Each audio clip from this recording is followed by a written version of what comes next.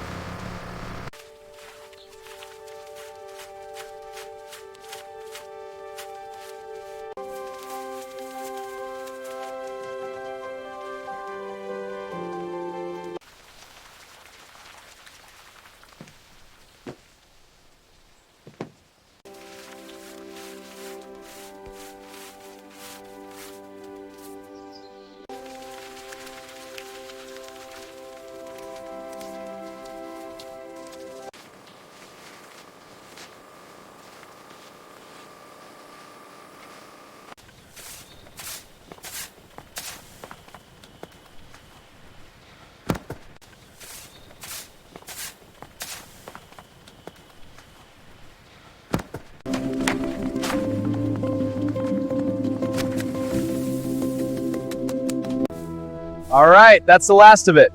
Wow, it turned out perfect. Yeah, the landscaping really makes it.